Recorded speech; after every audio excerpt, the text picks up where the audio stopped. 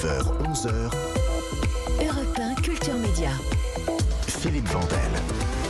Depuis le printemps, elle était dans un orage médiatique. Depuis une semaine, elle est en pleine tempête. Magali Berda, surnommée par la presse la papesse de la télé-réalité en France, elle dirige Shona Evans, l'agence la plus puissante d'influenceurs. Elle cristallise sur elle les critiques acerbes contre les influenceurs et influenceuses, confortablement installés au soleil de Dubaï, sans payer d'impôts, et pouvant gagner des milliers d'euros pour une vidéo de quelques secondes postée sur les réseaux. Oui, mais voilà, le rappeur Booba et ses 7 millions de followers ont décidé de s'attaquer à ceux qu'ils appellent les influ-voleurs dans une campagne virale hors norme.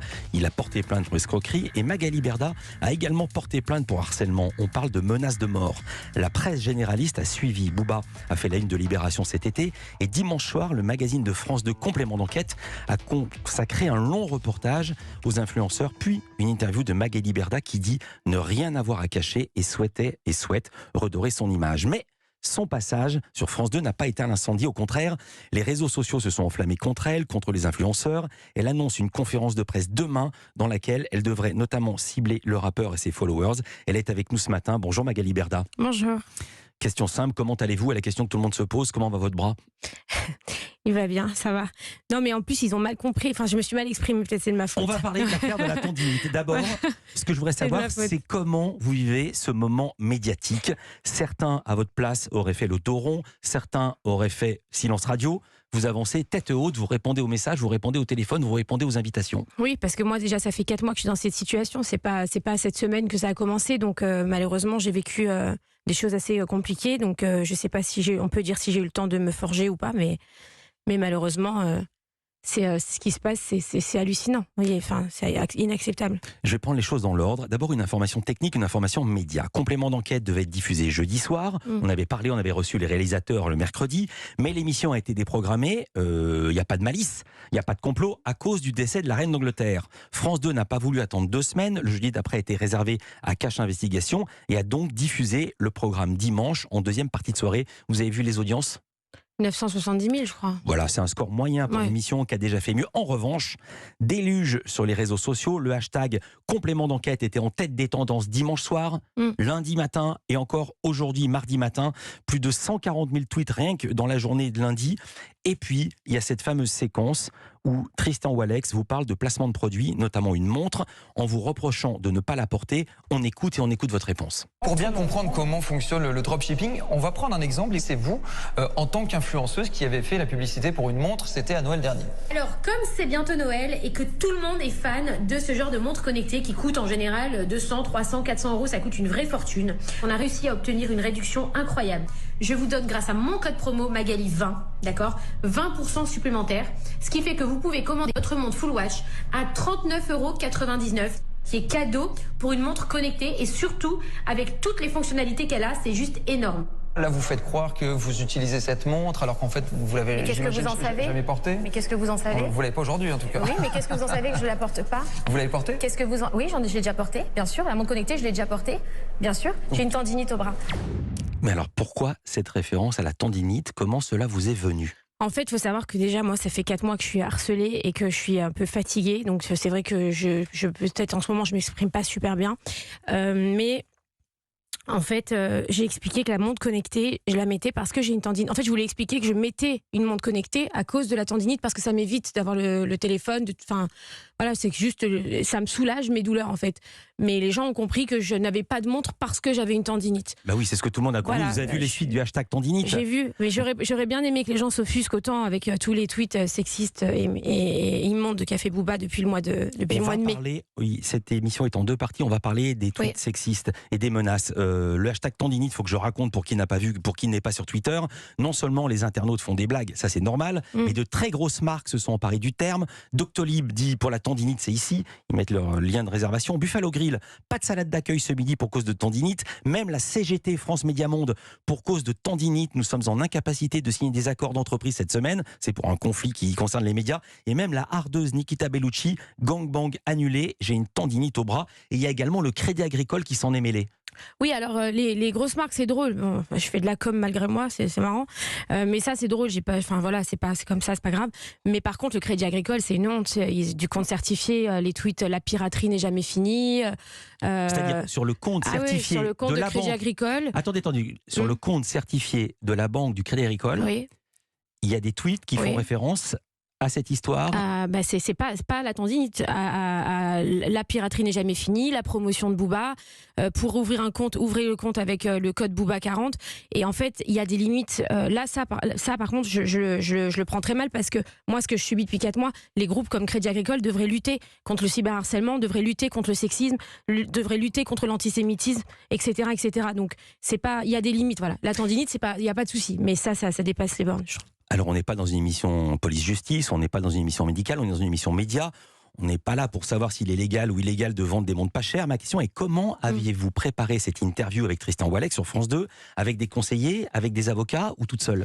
Alors j'avais mes avocats avec moi parce que, comme je vous le dis, je suis assez fatiguée. Avec vous, ça veut dire quoi? Avec vous dans la pièce? Là, je précise, pour qu'ils ne nous voient pas sur europe1.fr, vous êtes toute seule. Il n'y a pas là, je suis seule. Non, je suis seule. Mais c'est vrai que Complément d'enquête, ça a une réputation quand même bien plus... Non, mais vos avocats n'étaient pas dans la pièce de l'interview. Si, ils étaient... Mais comme l'équipe technique, ils étaient avec l'équipe technique, quoi. Ils écoutaient ce que je disais, mais ils m'ont pas préparé. C'est-à-dire que moi, j'y suis allée vraiment en mode nature peinture, quoi. Je veux dire, j'ai pas préparé une interview, je connais mes réponses, enfin je sais ce que j'ai à dire, donc j'ai pas besoin de préparer. Voilà. Maintenant, c'est vrai que c'est le contexte aujourd'hui dans lequel je vis, il est difficile à gérer et ils essayent de m'entourer, on va dire, et d'être à mes côtés. On va entendre un extrait du reportage, la séquence qui a fait beaucoup parler. Le reportage montre que les influenceurs font notamment du placement de produits pour toutes sortes de choses, notamment des objets qui seraient des contrefaçons. C'est illégal et ça peut surtout être dangereux quand il s'agit de produits qui touchent à la beauté ou à la médecine, parce que ça met la santé en jeu, comme des crèmes, des shampoings. Paul Labrosse vous en parle pendant une interview, et là, comme on dit, vous montez dans les tours. Moi là tu me pièges en fait, parce que en vrai, parce que tu me fais parler de 2 trucs, tu m'avais prévenu. En plus de ça, je sais même pas si c'est les miens et j'ai répondu, alors je savais même pas si c'est moi, j'ai même pas pu vérifier si c'était de chez moi. Donc déjà je voudrais que cette séquence-là elle apparaisse pas, parce que je veux pas me sentir piégée dans le sens où je n'ai pas les éléments de réponse. Alors on se revoit pour faire une réponse propre avec la juriste. Je vais réfléchir. Pourquoi pas? Je vais réfléchir. Moi je tue mon travail. Franchement c'est pas cool. J'ai 3 enfants moi, tu sais, j'ai 60 salariés, c'est pas un jeu hein. Vous dites avoir été piégé par l'émission. Pour quelle raison? Parce qu'en fait, j'ai décidé de leur ouvrir les portes. Déjà, je pense que c'est preuve de transparence. Et c'est mon choix, je l'assume. Ils sont venus la veille. Je précise, pour qu'on soit complet, il y a une autre société qui est très importante dans votre business. Son nom m'échappe à l'instant, qui s'appelle WeEvent, dirigé par Wesley Nakache. Et lui a refusé les caméras et les interviews. Voilà, moi j'ai préféré le faire parce que j'ai dit j'ai rien à cacher et je n'ai pas de souci à répondre aux gens. Et c'est normal, les gens attendent des réponses, je leur donne, c'est logique. Donc j'ai passé justement pour répondre aux gens plusieurs heures avec ma juriste qui, elle, valide des sites pour expliquer comment on validait les sites, qu'est-ce qu'on avait mis en place pour pallier aux arnaques, comment on repérait un site. En fait, je voulais donner des éléments de réponse. Qu'est-ce qu'on fait pour les consommateurs? C'est ça, pour moi, ça valait le coup de faire complément d'enquête. En quoi l'émission, dites-vous, vous a-t-elle piégé? Parce que quand je les ai reçus avec la juriste, le lendemain matin, il me rappelle, il me dit, on a 3 questions supplémentaires. Je leur ai dit, ok, passez avant 17h parce que ma juriste part. Donc, ils sont arrivés comme par hasard juste après que la juriste soit partie. Si aujourd'hui, Philippe Vandel, je vous dis, est-ce que je peux avoir des questions comptables? Vous allez me dire, il faut que mon comptable soit là, c'est logique. Donc, j'ai 3500 marques par an, je peux pas tout me rappeler. Donc, du coup, ils sont arrivés comme par hasard quand ma juriste est partie et ils commencent à me poser des questions d'une manière très insistante. Et en fait, je me suis sentie piégée parce que j'avais l'impression qu'ils voulaient que je dise des conneries ou que je dise quelque chose de pas fiable. Et moi, je voulais être précise. Donc, je lui ai dit, tu me pièges parce que j'ai pas les éléments de réponse et tu le sais. Donc, voilà. Et en fait, la manière dont il insistait, je me suis sentie piégée. Alors que je venais de le recevoir la veille et je l'ai reçu le lendemain d'ailleurs. Le reportage, c'était avant l'interview. Vous avez quand même donné l'interview à Tristan Oualleck. Tout à fait. Bien sûr, oui, parce que ma volonté, c'était de répondre aux gens. Que ce soit par complément d'enquête ou d'autres émissions, s'il y a des questions, il faut être transparent, c'est tout. C'est logique. On va parler du harcèlement que vous subissez depuis des mois, avec le recul sur cette émission complément d'enquête. Si c'était à refaire, vous le referiez ou vous fermeriez votre porte? Non, je le referai. Pour mon équipe, pour les gens qui travaillent avec moi, pour moi, je le referai parce que ils sont complètement... ça va pas. Magali Berda donne une conférence de presse demain matin à 10h. Que va-t-elle raconter? Elle va nous le dire ici. Culture Média continue. Philippe Vandel. Avec nous, Magali Berda. Elle était dans l'orage. La voici dans la tempête. tempête, complément d'enquête, pardon, station envoyé spécial, complément d'enquête, c'était diffusé dimanche soir et depuis le hashtag complément d'enquête est en tête des tendances sur Twitter, c'est pour dire si ce sujet intéresse les gens. Il a d'abord commencé par intéresser, c'était en mai, Booba qui avait alerté sa communauté, il avait parlé des influx voleurs et avec Booba, c'est pour ça que ça nous intéresse beaucoup ici, c'est également une guerre de communication. Son compte Twitter a près de 6 millions de followers. Il a mis dimanche soir sur son profil, il y en a une photo de profil, la tête de Tristan Walex, le présentateur de Complément d'enquête. Qu'est-ce que ça vous inspire ? Franchement, c'est difficile parce que le contexte de mon dossier, en fait, c'est pas tout à fait ça. C'est que moi, Booba, il a commencé à m'attaquer mi-mai, mais sur toutes des raisons qui n'avaient rien à voir avec les placements de produits, en fait. Ça a commencé, et c'est ça qui me dérange avec le traitement médiatique, c'est que on le dit pas, en fait. C'est-à-dire que tout le monde me parle de placement de produits, mais Booba, il était vraiment sur autre chose. Il a parlé de tout. Mon physique, ma religion, mon père, mon frère, mes enfants. Il s'est foutu de la gueule d'une malformation que j'ai au genou.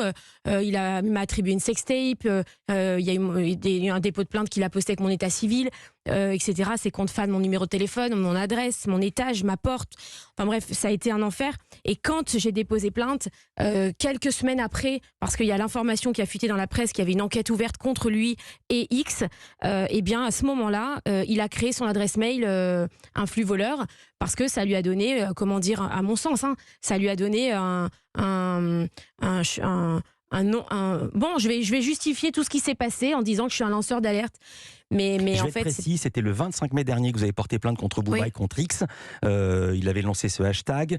Dans la foulée, une enquête a été ouverte pour menaces, harcèlement et provocation à commettre une atteinte à l'intégrité de la personne en raison de sa religion ou de son sexe. Où en est cette plainte ? Il y a une enquête en cours. Il y a une enquête en cours et j'ai confiance.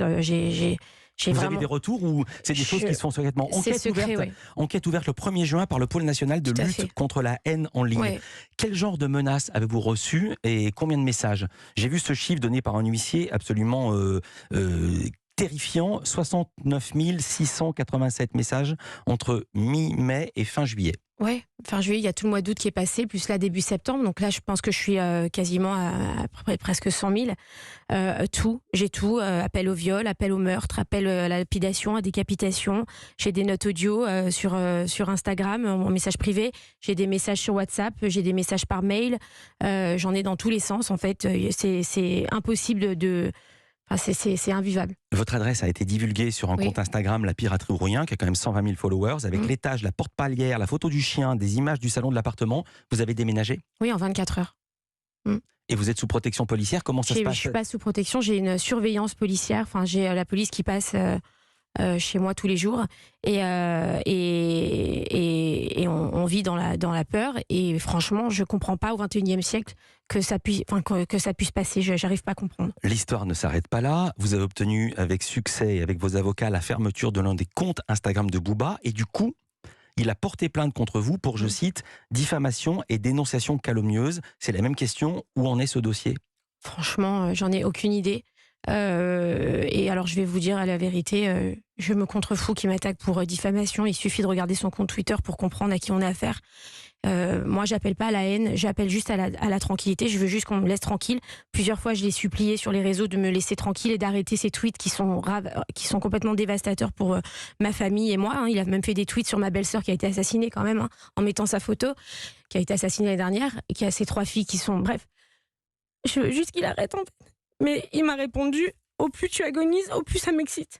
Donc je comprends qu'on s'indigne pour des placements de produits, mais le sujet n'est pas là, il n'était pas là au début. C'est les placements de produits, c'est juste l'utilisation d'une cause et l'instrumentalisation de mon travail pour... mais j'ai pas attendu Booba pour travailler, pour essayer de faire les choses bien, pour demander des rendez-vous, pour mettre des choses en place. Heureusement d'ailleurs, j'appartiens à un gros groupe qui est structuré, qui est sérieux. On n'est pas des rigolos. Et... Le groupe Badinja est dirigé par Stéphane Courby. Oui, on prend les choses très à cœur et voilà. Et on peut pas demander aujourd'hui un appel à la mort de quelqu'un parce que son métier nous plaît pas, comme il l'a dit dans le Libé. Vous êtes vide, mais en fait, Je vais revenir au business. Comment se portent les affaires depuis dimanche soir? Le marché des influenceurs, je vous apprends rien, est un marché très réactif. Vous voyez les chiffres et les courbes en temps réel. Dans quelle mesure ce reportage et cette affaire a affecté votre business? Il n'a pas affecté sur mon business parce que mes clients, déjà, nous font confiance. Nous, le dropshipping, etc., c'est quelque chose qu'on a déjà limité depuis longtemps, hein, depuis 2019, voire 2020. Donc, en vrai, tout ce travail-là avait déjà, heureusement, commencé à être fait. Donc, je n'ai pas de perdre vraiment de clients. Les clients nous connaissent, les influenceurs aussi. Le problème, c'est surtout, voilà, c'est moi qui n'arrive pas à vivre normalement et à travailler. C'est plutôt ça le problème. Dernière question, c'est une info AFP d'hier ou de ce matin, je ne sais plus. La justice a ouvert une enquête pour pratique commerciale trompeuse contre Shona Evans. Qu'est-ce que ça change pour vous? Rien. Et alors, je vais vous dire, aujourd'hui, au stade où j'en suis, avec ce procès médiatique et cette condamnation à mort, parce que je le vis vraiment comme ça, puis c'est comme ça, les faits sont réels sur les réseaux sociaux, j'ai envie de vous dire, je supplie la justice pour qu'il je rêve d'y aller pour qu'ils m'entendent et que ce soit réglé, en fait, parce que je sais pas, Booba, c'est pas la justice, en fait, c'est pas la répression des fraudes. Moi, j'ai toujours répondu à la répression des fraudes. Ils nous contrôlent très régulièrement, ils n'ont pas attendu Booba non plus. On répond systématiquement à leurs questions parce que de toute façon, c'est obligatoire. On n'a jamais été sanctionné jusqu'à présent. Et si j'ai fait quelque chose de mal, mais punissez-moi. Mais enfin, faut arrêter. C'est un massacre. La suite demain, conférence de presse de Magali Berda. Merci d'être venue dans Culture Média en direct dans ce studio. Dans un instant, on va parler d'un documentaire tout à fait autre chose sur le célibat des prêtres. Nous recevrons ces deux réalisateurs et puis on va retrouver également Bruno Donnet pour ses télescopages. Il a un mot à dire aux responsables de Télématin. À tout de suite sur Europe 1. Europe 1 Culture Média. L'émission de référence sur les médias.